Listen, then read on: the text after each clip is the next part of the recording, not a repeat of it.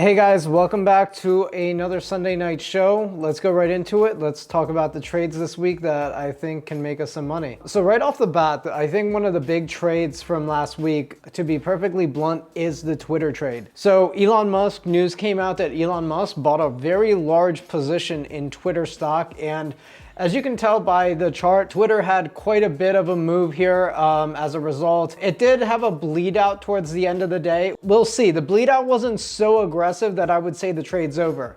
If you take a look, the bleed out's right around 46. If we get a bounce on Monday, the trade might be on and there might be a lot of action in the Twitter trade. Definitely watching Twitter, probably one of my biggest watches for this week. We can see very quickly, probably, I would say on Monday, if the bleed out continues and it drops below, let's say 46 or 45 and doesn't bounce or whatever, the trade's probably done for the time being. Elon Musk rally is done.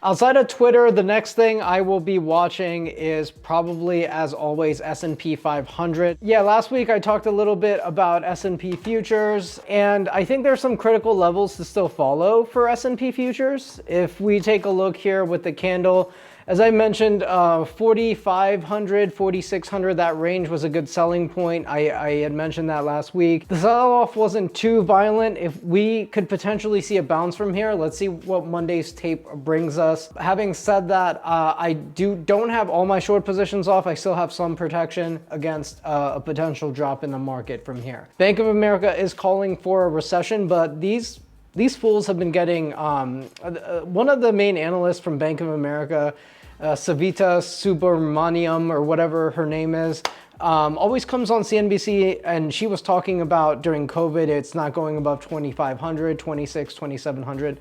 Don't listen to these fools. Just play the tape. Right now, the tape isn't really showing a breakdown or anything like that taking place. When it does come, it could come very aggressively, but right now, we're getting no clear-cut indication of where the tape's going to go. So I want to talk about a few other trades from last week.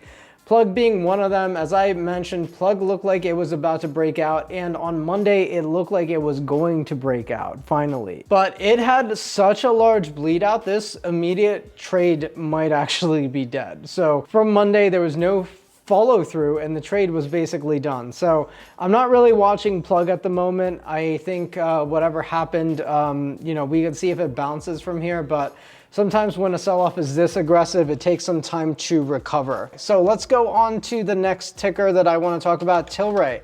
TLRY had an earnings season bounce.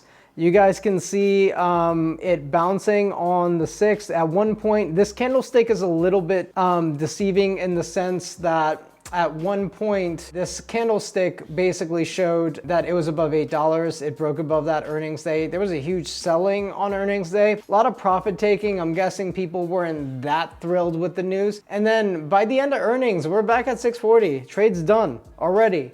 I don't really know if there's going to be another bounce. I feel like people took the opportunity to sell this rally.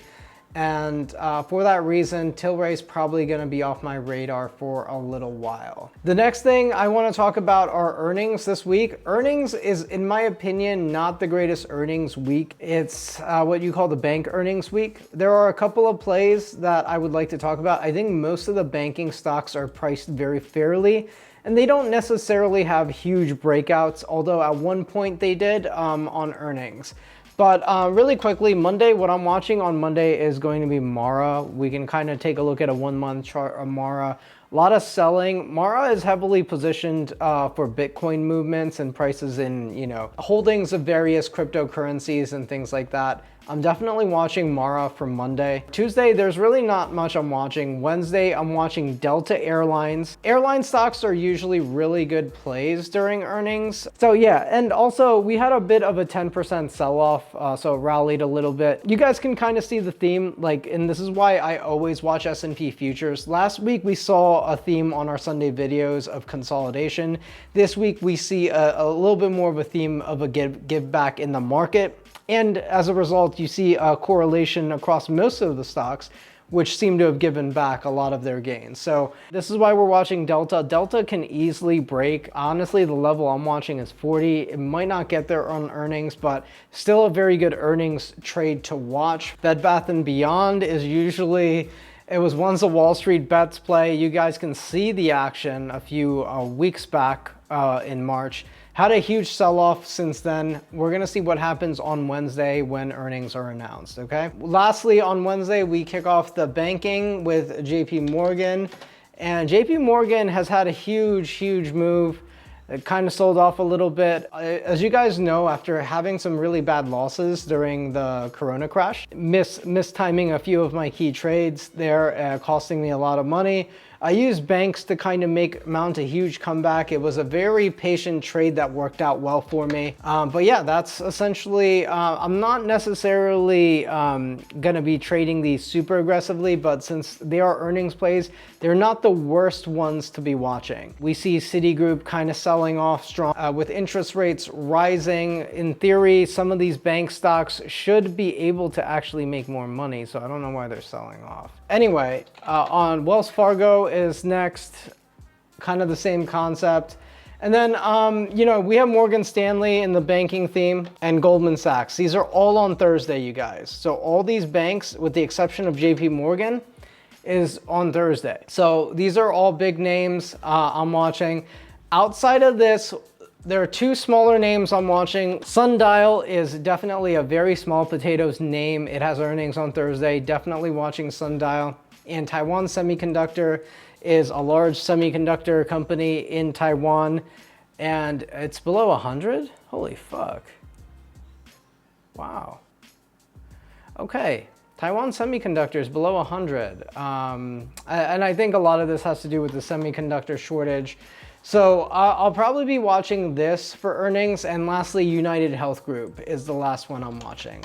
These are all on Thursday. All of them seem to be on Thursday, and United Health Group seems to be the only one with an actual breakout higher prior to earning. Yeah, we'll see if the earnings calendar allows United Health Group to break out. Quite frankly, I'm not necessarily so earnings focused this week, as I am more focused on the Twitter trade and kind of looking for what happens throughout the week a little bit more. Other than that, so we'll see if earnings makes us some money. We'll see if Twitter makes us some money. And we'll see if S&P makes us some money. Anyway, that's it for me. Oil prices might be coming down even further. We'll see. That's all I got. Till next week, don't go broke. I just want the money.